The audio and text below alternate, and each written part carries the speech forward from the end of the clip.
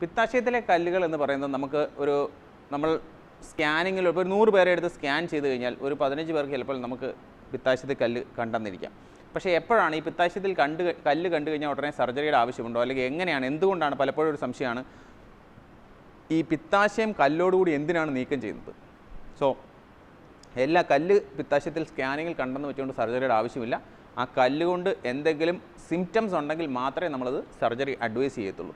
ഈ സർജറിയിൽ നമ്മൾ പിത്താശയത്തിലെ കല്ല് മാത്രമല്ല, കീ ഹോളിൽ പിത്താശയവും കല്ലുകളിലൂടെ പൂർണ്ണമായിട്ടാണ് എടുത്തു കളയുന്നത്. അതിന് കാരണം എന്താണെന്ന് വെച്ചാൽ ഈ ചിത്രത്തിൽ കാണുന്ന പോലെ നമുക്ക് കരൾ പ്രൊഡ്യൂസ് ചെയ്യുന്ന പിത്തം പ്രധാന പിത്തക്കുഴലുകൾ വഴി ഒഴുകി നേരെ നമ്മുടെ ചെറുകുടലിൻ്റെ ആരംഭത്തിൽ സെക്കൻഡ് പാർട്ട് ഓഫ് ഡ്യൂഡലിൽ എത്തുന്നു. ബാക്കി വരുന്ന പിത്തം നമുക്ക് പിത്താശയത്തിൽ സ്റ്റോർ ചെയ്യപ്പെടുന്നു. ഈ ടോട്ടൽ സിസ്റ്റത്തിൽ പിത്താശയത്തിൽ മാത്രമേ ഉള്ളൂ ഇത് കെട്ടി നിൽക്കുകയുള്ളൂ.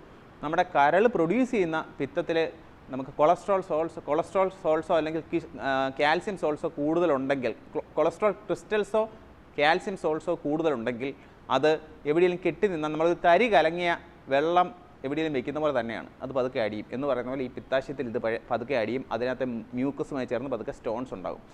ഈ സ്റ്റോൺസ് അവിടെ ഉണ്ടായി ഇപ്പോൾ ഒരു സ്കാനിങ്ങിൽ കണ്ടെന്ന് വെച്ച് പ്രശ്നമില്ല. പക്ഷേ ഇത് ഭക്ഷണം ചെന്ന് കഴിയുമ്പോൾ ഓരോ പ്രാവശ്യം പിത്താശയം കൺട്രാക്റ്റ് ആകും.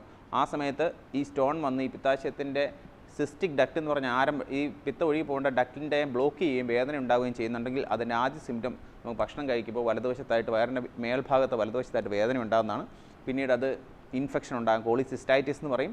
അതോടൊപ്പം തന്നെ ഈ സ്റ്റോൺ താഴേക്ക് ഇറങ്ങി പ്രധാന പിത്തക്കുഴലിനെ ബ്ലോക്ക് ചെയ്യാം. അതിനെയാണ് കോളിഡോക്കോലിത്യാസിസ് എന്ന് പറയുന്നത്.